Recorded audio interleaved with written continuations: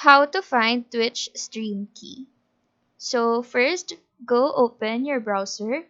I will be using my Microsoft Edge. Now in this search bar, type in twitch.tv. Once your account is logged in, go on the top right and select your profile image. In this menu, click on Creator Dashboard. Now this should load your dashboard for your Twitch channel.